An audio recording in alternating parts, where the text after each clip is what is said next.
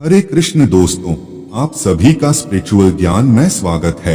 दोस्तों, आज के इस आर्टिकल के जरिए मैं भगवान श्री कृष्ण की कहानी को हिंदी में आपके साथ शेयर करने वाला हूँ, जो आपकी सारी चिंताएं दूर कर देगी। दोस्तों, इस कहानी की शुरुआत होती है एक बिजनेसमैन से, जो अपने बिजनेस को लेकर के काफी चिंता किया करता था कि क्या होगा आगे आने वाले कल में और कैसे काम आगे बढ़ेगा और उनके इस व्यवसाय को उनका बच्चा संभाल पाएगा या भी नहीं। दोस्तों, उस बिजनेसमैन का एक लड़का भी था जो उनसे काफी बार कहता रहता था कि पापा, आप मुझे हमारे इस बिजनेस को संभालने का एक मौका दीजिए, क्योंकि अब मुझे भी बिजनेस करना आ गया है। लेकिन वो व्यक्ति कभी भी अपने बेटे को मौका नहीं देता। दोस्तों, एक दिन इस बिजनेसमैन को दिल का दौरा पड़ जाता है और इसके चलते उनको हॉस्पिटल में भर्ती किया जाता है। जैसे ही ये खबर उनके बेटे को पता चलती है, उनका बेटा दौड़कर के हॉस्पिटल में पहुंचता है।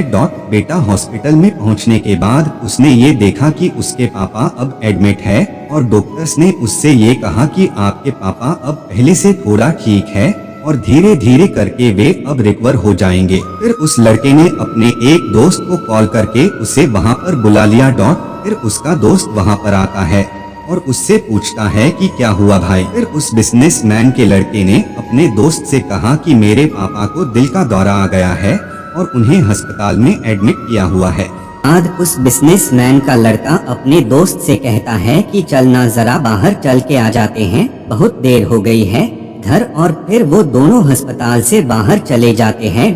जब वो दोनों अस्पताल से बाहर निकले तब उनको एक आइसक्रीम वाला दिखाई देता है। फिर उस बिजनेसमैन के लड़के ने अपने दोस्त से कहा है कि भाई आ जाओ, आइसक्रीम खाते हैं। ये बात सुनकर उसका दोस्त थोड़ा चौंकता है और मन ही मन कहता है कि अरे ये क्या पागलपन है, पापा अंदर भर्ती है और ये यहाँ पर आइसक्रीम खाने की सोच रहा है। फिर उन दोनों ने आइसक्रीम खरीद ली और वे दोनों आइसक्रीम खाने लगे। लेकिन उसका जो दोस्त था ना, उससे ये रहा नहीं गया और उसने अपने दोस्त से पूछ लिया कि भाई, मुझे समझ नहीं आ रहा है कि तुम्हारे बिजनेस का आगे क्या होगा और तुम्हारे पापा की तबीयत भी ठीक नहीं है और तू यहाँ आइसक्रीम खा रहा है, मुझे कुछ समझ में ही नहीं आ रहा है। फिर ये जो बिजनेसमैन का लड़का था ना, और उसने जो बात कही उसे आप ध्यान से पढ़िएगा। उसने अपने मित्र से कहा कि मुझे ये मालूम है कि तू ये सोच रहा होगा कि मेरे पापा एडमिट है और मैं यहाँ पर आइसक्रीम खा रहा हूँ और मजे कर रहा हूँ, पर ऐसा कुछ नहीं है। क्योंकि मैं भगवान श्री कृष्ण का बहुत बड़ा भक्त हूँ और उनकी दो बातें हमेशा अपनी जिंदगी में याद रखता हूँ। पहली बात, जो हम सबको पता है कि काम करना है और फल की चिंता नहीं करनी है, इसलिए जो होगा देखा जाएगा। मैं सिर्फ अपने काम पर ही फोकस करूंगा और फिर बिजनेस भी अच्छा चलेगा। दूसरी बात, वो लड़का अपने दोस्त से कहता है कि मैं तुम्हें भगवान श्री कृष्ण की एक कहानी सुनाता हूँ, जो तुम्हें दूसरी बात क्या है वो अच्छी तरह से समझाएगी। प्रद्युम्न के अपहरण के कारण रुक्मिणी माता नाराज और उदास रहने लगी कि ये क्या हो गया।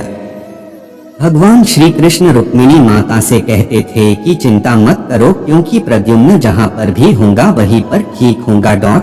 लेकिन इतना समझाने के बावजूद भी रुक्मिणी माता अपने बच्चे की चिंता में उदास और निराश रहती थी और इस तरह चिंता करते करते रुक्मिणी माता के 18 साल बीत गए।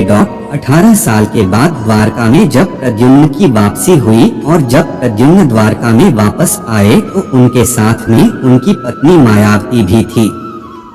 अब समस्या ये थी कि मायावती की उम्र प्रद्युम्न से 20 साल ज्यादा थी।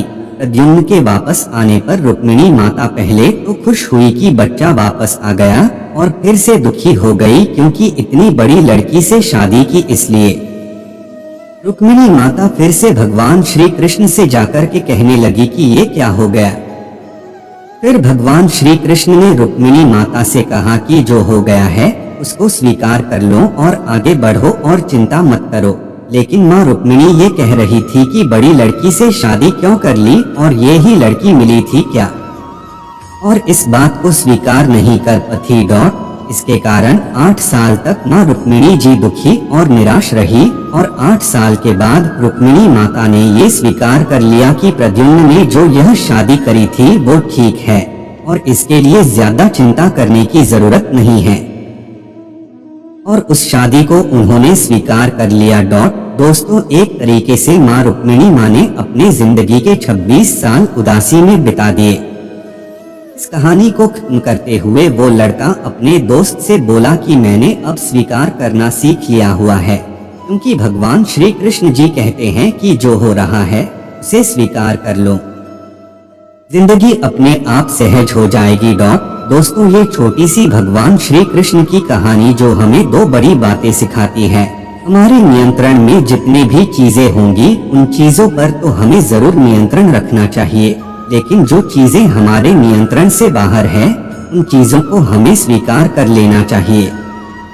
अगर हमने उन्हें स्वीकार नहीं किया तो हमें भी रुक्मिणी माता की तरह बहुत सालों तक उदास रह जाएंगे। दोस्तों, भगवान श्री कृष्ण की यह कहानी आपको कैसी लगी और आपको इस कहानी से क्या क्या सीखने को मिला, ये हमें नीचे कमेंट बॉक्स में कमेंट करके जरूर बताइए।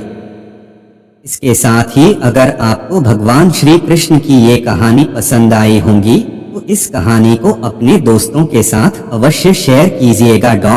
दोस्तों, आज के इस Shri Krishna motivational story in Hindi article में सिर्फ इतना ही। दोस्तों, हम फिर मिलेंगे ऐसे ही एक इंटरेस्टिंग कहानी के साथ। तब तक के लिए आप जहां भी रहिए खुश रहिए और खुशियां बांटते रहिए।